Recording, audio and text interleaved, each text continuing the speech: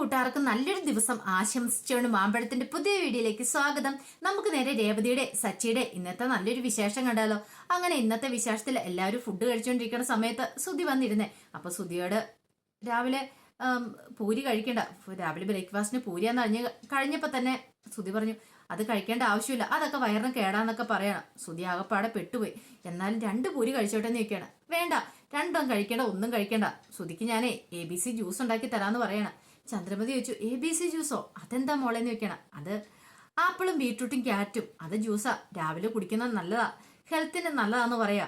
ഓഹോ, അങ്ങനെയാണല്ലേ. ഞാനോർത്തു ഇനിയിപ്പോ വല്ല ABCD പഠിപ്പിക്കാനായിട്ട് സുധീനെ കൊണ്ടുപോകുന്നായിരിക്കും എന്ന് ഓർത്തു.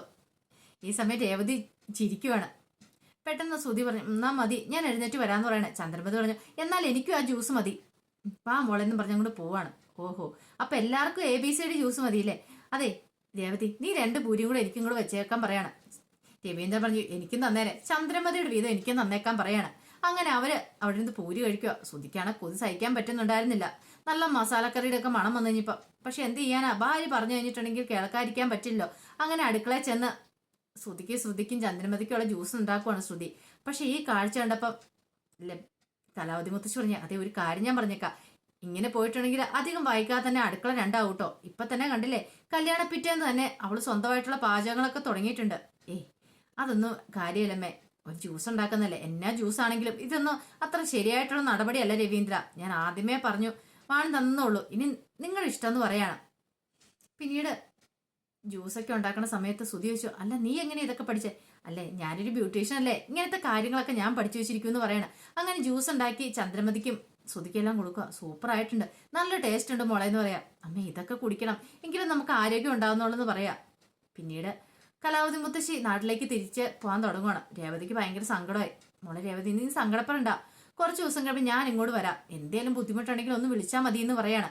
അങ്ങനെ യാത്രയൊക്കെ പറഞ്ഞ് ഇറങ്ങുമ്പോൾ സച്ചി പറഞ്ഞു, അതെ ഞാൻ കൊണ്ടുവിടാം മുത്തശ്ശി, കാറിന് കൊണ്ടുവിടാന്ന് പറയാ. വേണ്ട വേണ്ട, എനിക്കൊരു ഓട്ടോറിക്ഷ പിടിച്ച് പോകാനുള്ളതുള്ളൂ, അതിന് നീ ഇനിയിപ്പം കാറൊന്നും എടുക്കണ്ട, വെറുതെ എന്തിനാ, ആ സമയത്ത് വല്ല ഓട്ടം കിട്ടുവാണെങ്കിൽ പോകാൻ നോക്കാൻ പറയുക. പിന്നീട് ശ്രുതിയോടും ചന്ദ്രമതിയോടും ഒക്കെ പോകുന്ന കാര്യത്തെക്കുറിച്ച് സംസാരിക്കുകയാണ്. ശ്രുതി പറഞ്ഞു, നോക്കിയൊക്കെ പോണ അച്ഛമ്മേന്ന് വേണം. ശരി മോളേന്ന് പറയാ. അങ്ങനെ ഇറങ്ങി കഴിഞ്ഞപ്പോൾ രേവതിക്ക് സങ്കടം സഹിക്കാൻ പറ്റുന്നില്ല. രേവതി മുത്തശ്ശിനെ കെട്ടിപ്പിടിച്ച് പൊട്ടിക്കരയുവാണ്. അങ്ങനെ പോയി കഴിഞ്ഞപ്പോൾ രേവതി അകത്തേക്ക് കയറി ചെല്ലാൻ തുടങ്ങിയപ്പോൾ ചന്ദ്രമതി പറഞ്ഞേ, അതെ ഒരു കാര്യം ഞാൻ പറഞ്ഞേക്കാട്ടോ. കാര്യമൊക്കെ കാര്യം, ഇനി ഓരോ കാര്യം പറഞ്ഞ് നീ അമ്മേനെ ഇങ്ങോട്ട് വിളിച്ചു വരുത്തേണ്ട ആവശ്യമില്ല, പറഞ്ഞു കേട്ടല്ലോ. അമ്മ അവിടെ ഇരുന്നോട്ടെ, അല്ലെങ്കിൽ അമ്മ എന്തിനാ എപ്പോഴും ഇങ്ങോട്ട് വരുന്നേ എന്നും പറഞ്ഞുകൊണ്ട് ചന്ദ്രമതി ദേഷ്യപ്പെടുവാണ്.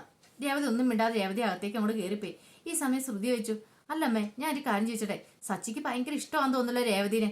എന്റെ പൊന്നു മോളെ, അത് ഒന്നിന്റെ സ്വഭാവം സച്ചിയുടെ. ചില സമയത്ത് ഭയങ്കര സ്നേഹമായിരിക്കും, ചില സമയത്ത് കടിച്ചു കീറുന്ന കാണാം. എന്തൊക്കെയാന്ന് പറഞ്ഞാൽ അവൻ അങ്ങനെയൊക്കെ ഉള്ളൂ, അവൻ അത്രയ്ക്കുള്ള വിവരം വിദ്യാഭ്യാസമൊക്കെ ഉള്ളൂ. അല്ലമ്മേ, അവരുടെ ആദ്യരാത്രി ഏറ്റും കഴിഞ്ഞില്ലെന്ന് ചോദിക്കാം. ആദ്യരാത്രി പോയിട്ട് ഒരു രാത്രിയും കഴിഞ്ഞിട്ടില്ല. എങ്ങനെ കഴിയാനാ, കീരിയും പാവം പോലെയല്ലേ രണ്ടുപേരും ഇപ്പോഴും നടക്കണേന്ന് പറയാ. അതെ, നമുക്ക് അമ്പലത്തിൽ പോകണ്ടെന്ന് ചോദിക്കും. പോണം, ഇപ്പൊ തന്നെ ഒത്തിരി താമസിച്ചിട്ടുണ്ട്, ബാമ അവിടെ വന്ന് നമുക്ക് വേണ്ടി വെയിറ്റ് ചെയ്തിരിക്കുക, നമുക്ക് പെട്ടെന്ന് ഇറങ്ങാന്ന് പറയണം. അമ്മയൊന്ന് പോട്ടേന്ന് ഓർത്തണം ഞാനിരുന്നേ, ഇല്ലെങ്കിൽ 100 ചോദ്യങ്ങളായിരിക്കും, എങ്ങോട്ടാ, എന്തിനാ, എവിടെയാ, അങ്ങനെയൊക്കെ, രേവതിനെ കൊണ്ടുപോകുന്നില്ല എന്നൊക്കെ. തള്ള പോയി, ഇനിയിപ്പോ സമാധാനമായി, ഇനിയിപ്പോ സമാധാനത്തോടെ നമുക്ക് എങ്ങോട്ട് വേണേലും പോകാന്ന് പറയാ. പിന്നീട് അവർ ക്ഷേത്രത്തിലേക്ക് ചെല്ലുവാണ്. ക്ഷേത്രത്തിലേക്ക് ചെല്ലും ബാമ അക്ഷമയോടെ കാത്തിരിക്കുമായിരുന്നു. നീ എന്താ ചന്ത ഇത്ര താമസിച്ചേ? അതെ, ഈയിടെ കല്യാണം കഴിഞ്ഞോളൂ ഇവര്. ഈയിടെ എന്ന് പറഞ്ഞാൽ ഇന്നലെ കല്യാണം കഴിഞ്ഞോളൂ സുധിയുടെ. അപ്പൊ അവർ എഴുന്നേറ്റ് ഒരാൾ ഇച്ചിരി താമസിക്കില്ലേ, നിന്നോട് ഞാൻ പ്രത്യേകിച്ച് പറയേണ്ട ആവശ്യമുണ്ടോ? ഓ അങ്ങനെ എന്ന് ബാമ പറയാണ്. പിന്നെ മോൾക്ക് സുഖമാണല്ലേ എന്ന് പറയണം. സുഖം ആന്റി. ആന്റി എനിക്ക് കൊണ്ടെത്തുന്ന ജീവിതം എന്തായാലും നല്ല ജീവിതമാണെന്ന് പറയാണ്. അതെ, ആ നന്ദിയും കടപ്പാടും ഒക്കെ എന്നോട് വേണം കേട്ടോ ചന്ദ്രൻ, ഇത്ര നല്ലൊരു മരുമോളെ കൊണ്ടു തന്നേന്. അത് പിന്നെ ഇല്ലാതിരിക്കുക ബാമേ, നീയല്ലേ എനിക്ക് ഇവിടെ കാണിച്ചു തന്നേന്ന് പറയാ. അങ്ങനെയാണ് സംസാരിച്ചിരുന്നപ്പം സുധിയോട് ചോദിച്ചാൽ, സുധിക്ക് ജോലിയൊന്നും ആയില്ലേ, ജോലിക്കൊന്നും പോകുന്നില്ലേന്ന് ചോദിക്കാം. അതെ ആന്റി, ജോലിയുടെ കാര്യം പറയാൻ വേണ്ടിയിട്ടാണോ ആന്റി ഇങ്ങോട്ട് വരാൻ പറഞ്ഞേ? കണ്ടോ അത് പറഞ്ഞപ്പോൾ സുധിയുടെ മുഖത്തെ ദേഷ്യം കണ്ടോ? ഇങ്ങനെ ദേഷ്യപ്പെട്ട് കാര്യമൊന്നുമില്ല, ജോലി വേണം, ഇന്നത്തെ കാലത്ത് ജീവിക്കണമെങ്കിൽ അത് ഭാര്യയ്ക്കും ഭർത്താവിനും ഒരുമിച്ചുണ്ടെങ്കിൽ മാത്രമേ ഒരു കുടുംബം നല്ല രീതിയിൽ മുന്നോട്ട് പോകത്തുള്ളൂ. ഞാൻ പറഞ്ഞു വരേണ്ട ആവശ്യമില്ലല്ലോ, അത് കുറച്ചാൾ കഴിയുമ്പോൾ സുധിക്ക് മനസ്സിലാവുമെന്ന് പറയാം. എന്നാൽ ശരി, അവര് പോയി പ്രാർത്ഥിക്കട്ടെ ബാമയെന്ന് പറയാണ്. അങ്ങനെ അവരങ്ങോട്ട് പ്രാർത്ഥിക്കാൻ പോവാണ്. ഈ സമയം ബാമ പറഞ്ഞു, എത്രയും പെട്ടെന്ന് സുധീനെ ഒരു ജോലിക്ക് വരണം, ഇങ്ങനെ വീട്ടിൽ തന്നെ ഇരുത്തിയിട്ട് കാര്യമില്ലെന്ന് പറയാം. അതൊക്കെ എനിക്കറിയാം. അല്ല നീ എന്തിനാ ഈ ക്ഷേത്രത്തിലേക്ക് വരണമെന്ന് പറഞ്ഞേ?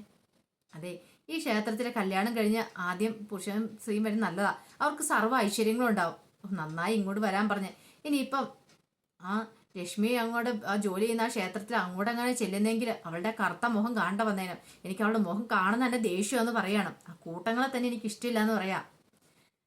പിന്നീട് രേവതി ഇങ്ങനെ അടുക്കളയിൽ ഓരോ ജോലികളൊക്കെ ചെയ്തുകൊണ്ടിരിക്കുന്ന സമയത്ത് സച്ചി അങ്ങോട്ട് വരുന്നത്. അപ്പൊ പോയ സമയത്ത് കുറെ കാര്യങ്ങൾ ഓർഡർ ഇട്ടിട്ടാ ചന്ദ്രമതി പോയേക്കുന്നേ. വരുമ്പത്തേനും ചോറും കറികളൊക്കെ തയ്യാറാവണമെന്നൊക്കെ. അപ്പൊ സച്ചി വന്നിട്ട് പറഞ്ഞു, നീ റെഡിയാൻ പറയാണ്. അല്ല എന്തിനാ റെഡിയാന്ന്? ഒരു സ്ഥലം വരെ പോകാനുണ്ട്. അല്ല എങ്ങോട്ടാ പോണ്ടേ? അതൊക്കെ ഞാൻ പറയാം. പറഞ്ഞാലേ നീ വരത്തുള്ളൂ എന്ന് ചോദിക്കണം. അല്ല അത് പിന്നെ ഞാൻ ജോലികളുണ്ട്, ജോലികളൊക്കെ അവിടെ കിടന്നോട്ടെ, ഒരു കുഴപ്പമില്ല, നീ തന്നെ ചെയ്യണമെന്ന് ഒരു നിർബന്ധമില്ലോ, ഞാൻ പറയുന്നത് കൂടെ അനുസരിച്ചാൽ മതി എന്ന് പറയാം. പിന്നീട് രേവതി ഒരുങ്ങി കാറിൽ കയറുവാണ്. അല്ല എങ്ങോട്ടാ പോണേന്ന് പറഞ്ഞില്ല. അതെ, ആ ഫൈനാൻഷ്യൽ ഒന്ന് കാണാൻ വേണ്ടി പോവാന്ന് പറയാണ്. അയാളെ എന്തിനാ കാണാൻ പോന്നേ? അയാളൊക്കെ CC പൈസ കുറച്ച് അടയ്ക്കാനുണ്ട്, അപ്പൊ അതിന് വേണ്ട. അല്ല അതിന് നമ്മളിപ്പോ എങ്ങോട്ടാ വന്ന? നമ്മൾ ക്ഷേത്രത്തിലേക്കാ. ആ കൊള്ള, അമ്മ എന്നോട് പറഞ്ഞ അങ്ങോട്ട് ചെല്ലണ്ടെന്നാ പറഞ്ഞേ. വീട്ടിൽ നിന്ന് ജോലികൾ ചെയ്യാൻ പറഞ്ഞ. ഇനി അവിടെ എങ്ങാനും വെച്ച് അമ്മേനെ കണ്ട അതോടുകൂടി തീർന്നു പറയണേ. അങ്ങനെയൊന്നും സംഭവിക്കില്ല, നീ ധൈര്യമായിട്ടിരിക്കുക. അല്ല അയാൾ ഇപ്പൊ എന്തിനാ കാണുന്നേ? പൈസ കൊടുക്കാനാന്ന് പറഞ്ഞില്ലേ? അല്ല അന്നേ പൈസ കൊടുക്കാനായിട്ട് നിനക്ക് തന്നെ കൊടുത്തപ്പോ ഞാൻ എന്തിനാ കൊടുക്കണേ? അതെ, കുറച്ച് പൈസയുടെ കുറവുണ്ട്. ഓഹോ, അപ്പൊ അതിനു വേണ്ടല്ലേ എന്നെ കൊണ്ടുവന്നല്ലേന്ന് ചോദിക്കുക. അതുകൊണ്ടല്ല, ഇന്നത്തെ ദിവസത്തിന്റെ ഒരു പ്രത്യേകത ഉണ്ടെന്ന് പറയാം. പ്രത്യേകത എന്താ? ഇന്ന് ചൊവ്വാഴ്ച. പുള്ളിക്കാരനുണ്ടല്ലോ ക്ഷേത്രത്തിന് ചുറ്റി ശയനപ്രദീക്ഷ നടക്കും. ഈ ഉരുളുമില്ലേ? മനസ്സിലായി. അല്ല അതും ഇതുമായിട്ട് എന്ത് ബന്ധം എന്താ? അങ്ങനെ ശയനപ്രദീക്ഷ നടത്തുന്ന സമയത്ത് അയാളുടെ അടുത്ത് ആൾക്കാർ കൊണ്ടുവന്ന് പൈസ കൊടുക്കുന്നത്. അതും കുറച്ച് പൈസ ഉള്ളവര് കുറച്ച് എന്തെങ്കിലും ബാലൻസ് കൊടുക്കാനുണ്ടായിരിക്കും, അങ്ങനെ കൊടുക്കും. അല്ല അപ്പൊ അയാളൊന്നും പറയത്തില്ലേ? അയാളൊന്നും പറയത്തില്ല, ക്ഷേത്രത്തിലല്ലേ. അത് മാത്രമല്ല, ഇന്ന് അയാളുടെ കയ്യിൽ നിന്ന് പൈസ വാങ്ങാനായിട്ട് അയാൾ ഒരു PA നിയമിച്ചിട്ടുണ്ട്. അപ്പൊ അവരായിരിക്കും കാര്യങ്ങളൊക്കെ നോക്കുന്നത്. പേരും പറഞ്ഞ് പൈസ കൊടുത്താൽ മാത്രം മതി എന്ന് പറയാം. പൈസ കുറവുണ്ടെങ്കിലും പിന്നെ തരാന്ന് പറഞ്ഞാൽ ഒരു കുഴപ്പമൊന്നുമില്ല, അയാളൊന്നും പറയത്തില്ലെന്ന് പറയാം. നീ കൊണ്ടേ കൊടുക്കണമെന്ന് പറയാം. ഞാനോ? അതെ പിന്നേറെ ഞാൻ കൊണ്ടേ കൊടുക്കണോ? വന്നിട്ട് പറഞ്ഞാൽ മതി, മൈസൂർക്കാനും വരെ ട്രിപ്പ് പോയേക്കുവന്ന്. ഞാൻ ഇങ്ങനെ കള്ളത്തരം പറയുന്നത്. ഓഹോ, കള്ളത്തരം പറയാത്തൊരു പുണ്യാളത്തി, എനിക്കെന്തോ ഒരു വല്ലാത്ത ബുദ്ധിമുട്ട് തോന്നും, ടെൻഷൻ അടിക്കൊന്നും ഇല്ലാന്നേ എന്ന് പറഞ്ഞുകൊണ്ട് രേവതിനെ കൊണ്ട് അങ്ങോട്ട് പോവാണ്. ഈ സമയത്ത് ചന്ദ്രമതി ബാമയും കൂടെ ക്ഷേത്രത്തിനകത്ത് ഇങ്ങനെ നിൽക്കുമായിരുന്നു. അത് അവരിതായിട്ടും വന്നില്ലല്ലോ ബാമേ. അവര് വരട്ടെ, അവർ തൊഴുത് വരട്ടെ. ഒരു കാര്യം ചെയ്യാം, നമുക്ക് അങ്ങോട്ട് പോയി തൊഴാം. പിള്ളേരല്ലേ, അവര് കൊച്ചു വർത്താനം ഒക്കെ പറഞ്ഞ് വരണ്ടേന്ന് ചോദിക്കണം. ഐശ്വര്യ നീ പറഞ്ഞത്, എന്നാൽ നമുക്ക് പോയി തൊഴാന്ന് പറഞ്ഞിട്ട് അവരങ്ങോട്ട് പോവാണ്. അങ്ങനെ അങ്ങോട്ട് പോയി കഴിയുമ്പോൾ രേവതി സച്ചി അങ്ങോട്ട് വരുന്നേ.